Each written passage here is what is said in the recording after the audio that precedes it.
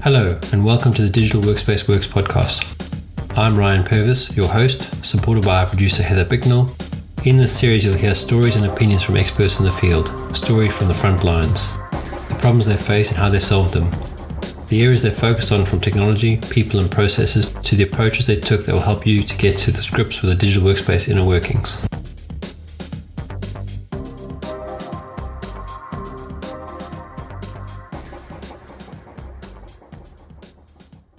I actually had two topics I wanted to discuss with you today. One was the importance of an intranet or a portal. And the other one is, should I learn to code if you're not a technical person? All right. I'm interested. Cool. So I know, portals were something that we had talked about maybe discussing. So I think a good place perhaps to start is sort of narrowing down those definitions between intranet and portal. Because I guess, there's something that are kind of mingled in my mind. But when I looked into it a bit, it seems that intranets are sort of the umbrella term for all of the internal network items. And then portals they help organize those. So you might have a portal that then, points to your SharePoint or to your, the other resources that you have. Yeah, so maybe in my mind, it's about how specific it is.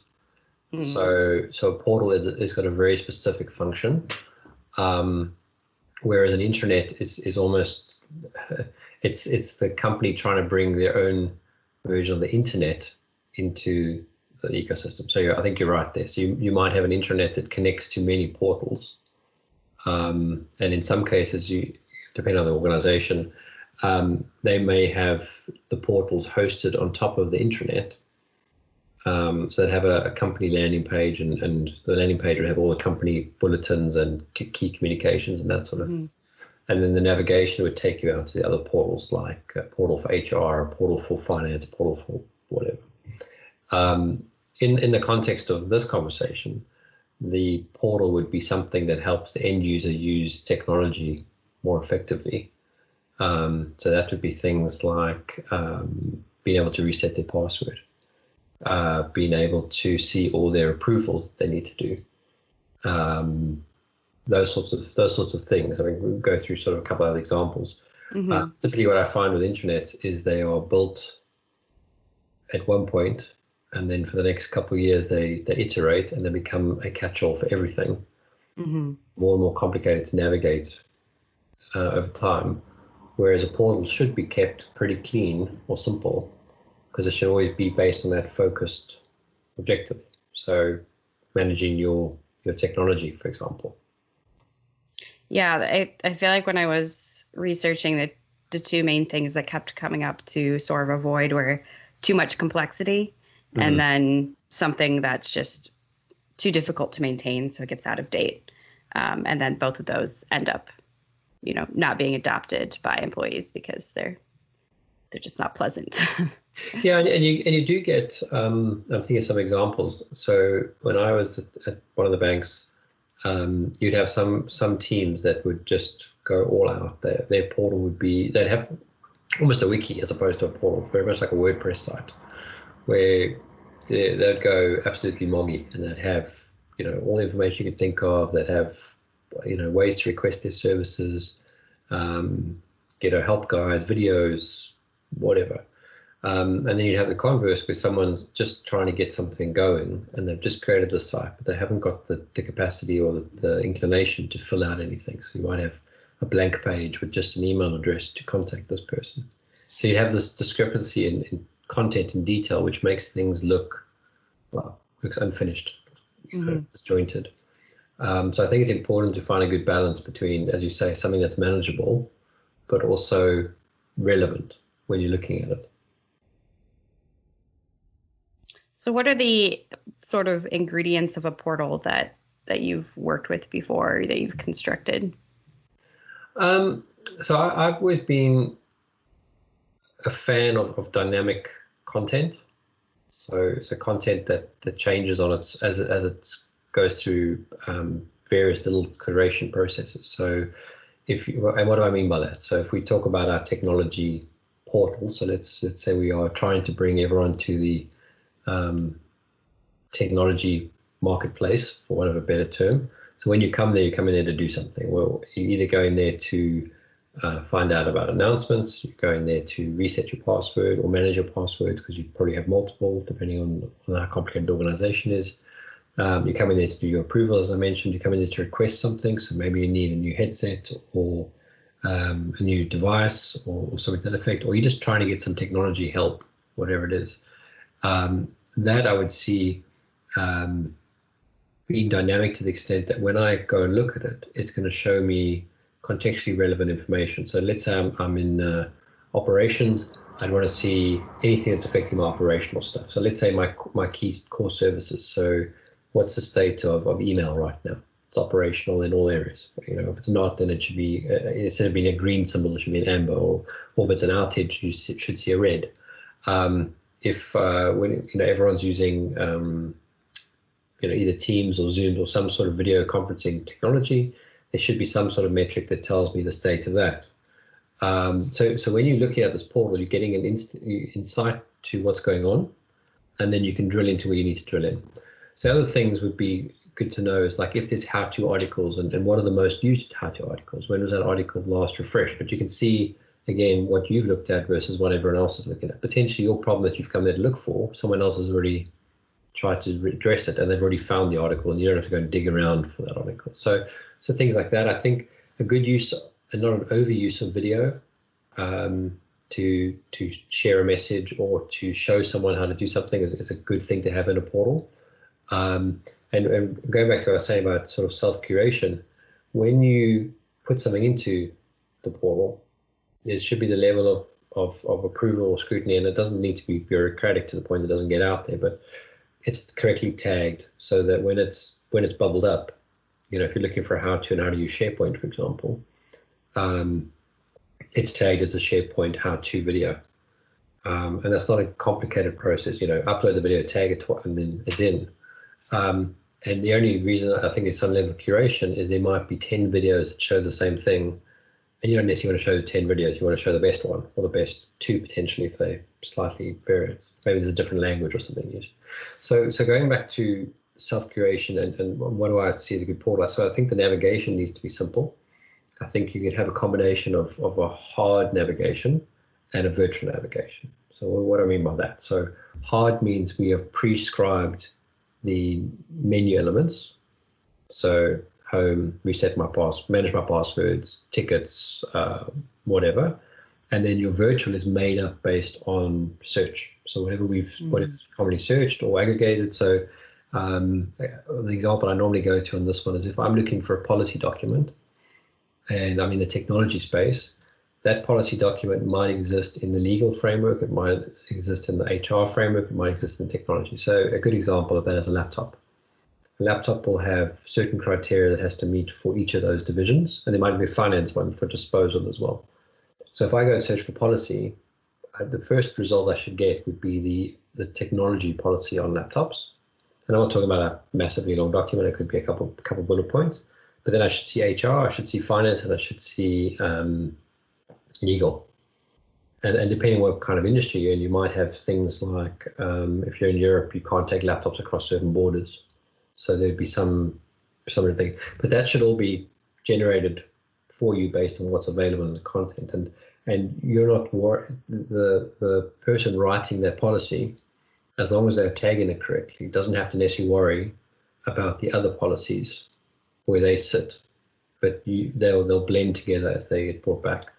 So I quite like that as a way of building a portal. Then I think it's about people using it. If people don't find value in it because it's too complicated, then you need to be able to simplify it. And the technology is really able to do it for a decade. It's not like you have to go build a whole new platform. But I think you need to have almost audiences or personas again that will see certain information on the portal versus other people. And this comes back to permissions and access to information and that sort of stuff. So they call it the sort of technical term is your information architecture. So not everyone needs to be able to edit the policy, but they should be able to read the policy. But if you are going to go and do a how-to video and contribute, then you should be able to contribute. If you want to write a blog about something and reference something, you should be able to do that. Those sorts of things create stickiness and that. The last piece is some sort of gamification, because you want people coming back there. Now, do you need people to live on the portal and spend, the whole day there?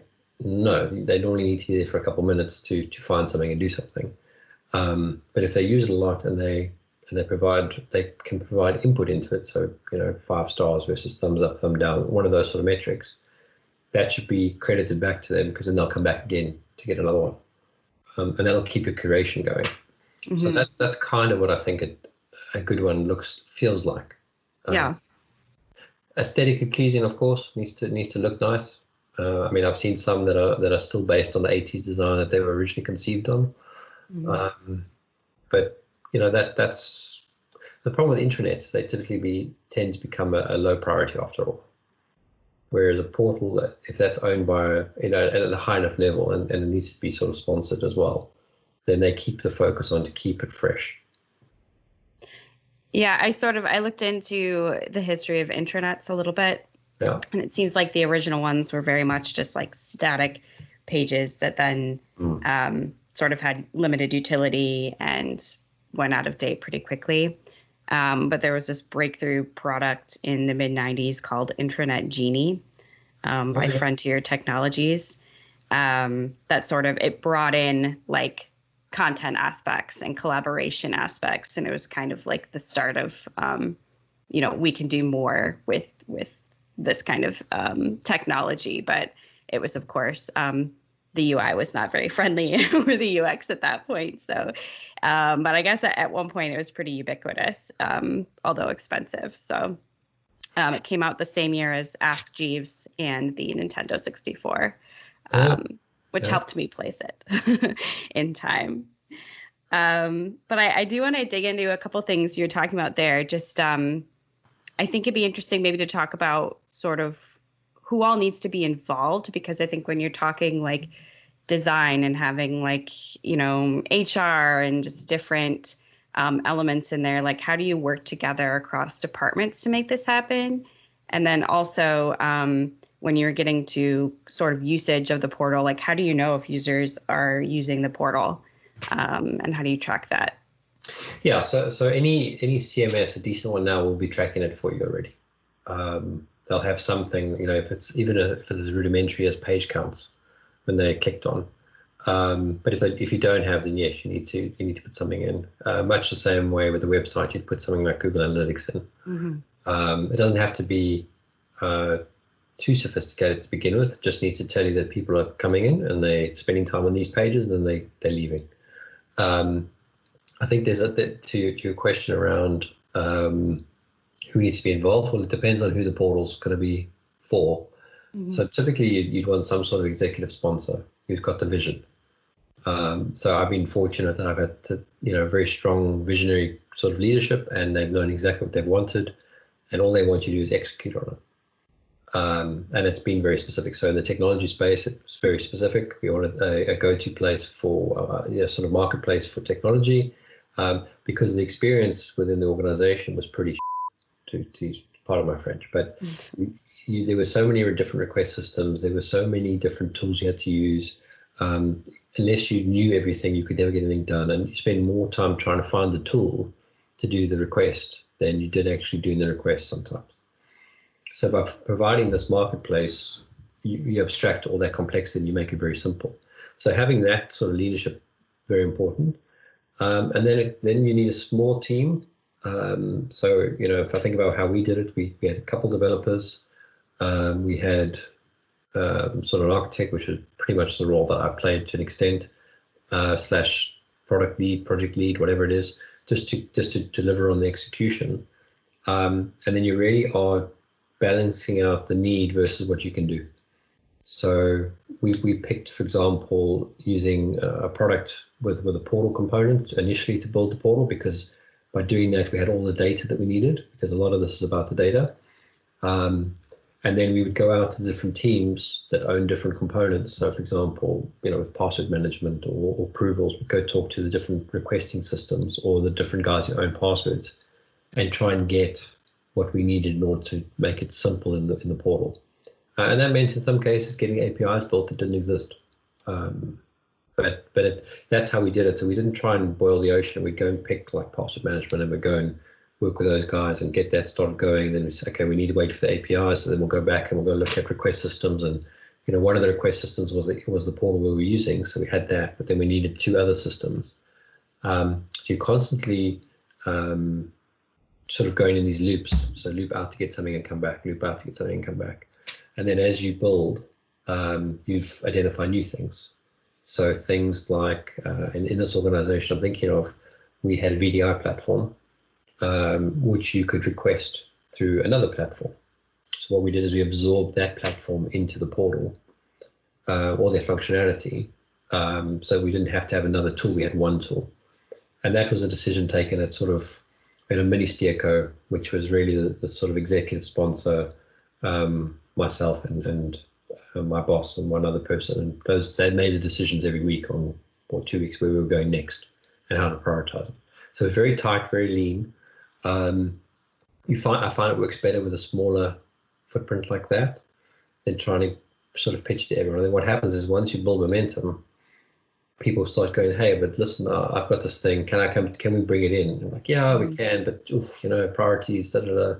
And you sort of play the scarcity game a bit. There's no, and then they push you more, and then that gets you the momentum, as opposed to the other way around, where you're trying to get everyone to sort of join your adventure, and you're sort of playing politics as opposed to doing the job. So by doing the job, you get the thing. So that's how we've done it, and it's worked fairly well that way.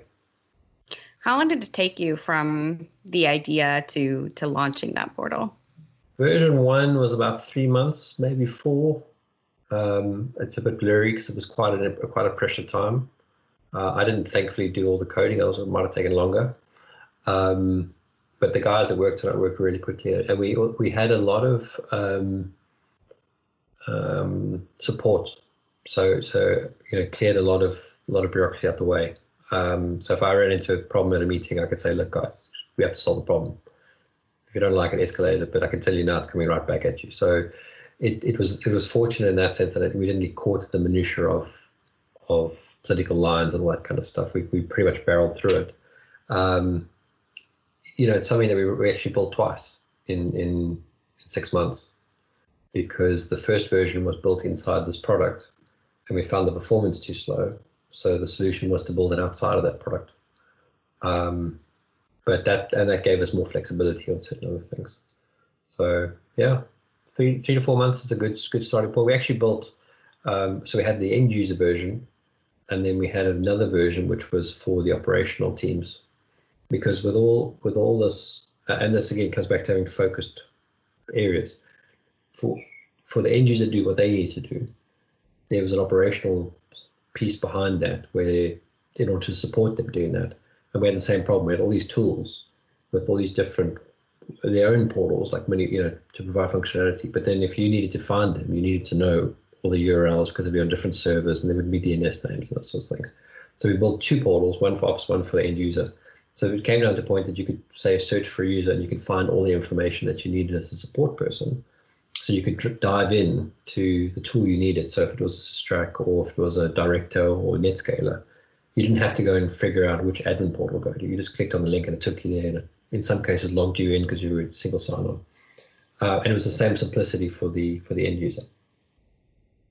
Now, when I was researching this, I feel like there's been a few phases of portals. Maybe we've had like Portal 1.0 with like the Intranet Genie and the very simplistic sort of design, then Portal 2.0, which is a bit more sophisticated, and we bring in those sort of customized aspects to different groups and have different features in there. And then sort of a Portal 3.0 vision, if you will, is to incorporate more employee involvement in terms of like some sort of social media component. I don't know if we've ever seen like a Facebook Workplace or I can't remember, just some sort of like enterprise social network, or if that's anything you ever considered. Yeah, so funny enough, there was a focus on that. I think the challenge with those sorts of things is you're creating work for people.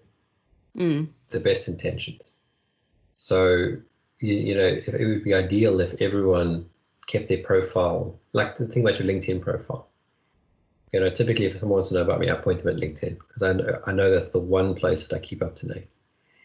But if you work in an organization where now you have to do another profile and keep that up to date, and they're not in sync, you doubled up work already. So I've always hesitated to build a new one. What I've preferred is to say, well, let's provide a mechanism where we can link the LinkedIn profile, or even ingest it. Now you can't do that anymore. You used to be able to ingest a LinkedIn profile. Now that's been sort of locked down and that sort of stuff. But it was a nice way to, because what you're really looking for in a corporate is or a large organization is who knows about this stuff that I can talk to help me, and where are they, so I don't phone them at 3:00 in the morning. Mm-hmm. So that's I definitely see a need for it, and most portals or intranets have that capability built in now. Sort of my profile. I mean, same as your Office 365 accounts. It's got similar functionality, and a lot of the tools. I'll say a few of them now are starting to build a profile for you, so you don't have to go and do it. But and again, it comes back to how much work do you want to put into it, because you'll have people that will literally blog once a day on something in that intranet, but that never gets to the light of day, and it's actually really good content. And you'll have someone who will blog externally and never put it internally because they feel like they're restricted or they don't want to just duplicate their work. So it's a tough one to solve. Yeah, and I know we're sort of running a little short on time, so maybe this could be sort of a final question. But I guess if there's any one piece of advice that you could give to someone who's either doing a huge portal refresh or maybe even starting one from scratch, is there like a key nugget of wisdom that you would want to share with that person? Yeah.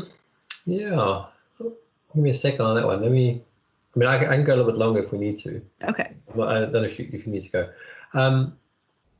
I guess if you don't have the data, so if you don't know what people are spending their time on, spend some time asking them what they do. And it may be a survey, it might be phone calls, it might be face-to-faces, coffee corners, whatever it is, whatever we can do nowadays, to hear what they want, what they get frustrated by. Most complaints lead to good ideas and solutions. There's no point investing in a rebranding or redo of a portal if you didn't ask anybody who has to use it what they want. Once you've got that in place, or at least an idea, I don't want to say take it with a pinch of salt, but just rethink it to see if what they're actually asking for is actually what they need. Because you can end up with a whole lot of great ideas, but not all of them are worthwhile. And that is a trick. Without seeing them, it's difficult to say what's the right path. But if we look, what drove our portal at the last company I worked with this, one was a survey that the employees filled in saying that they were unhappy with the technology and the way it communicated with them. And it was very difficult to get things. The other thing was they didn't trust that the information they were getting was up to date and real. And the third thing, it's probably the complexity. Trying to fill in a form to get a piece of software deployed to their laptop was like a 27-field form, which required a maths degree to understand. To make that sort of stuff simple. So simplicity is key, but you've got to understand a few things first.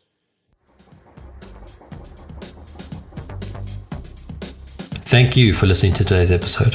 Heather Bicknell is our producer and editor. Thank you, Heather, for your hard work on this episode. Please subscribe to the series and rate us on iTunes or the Google Play Store.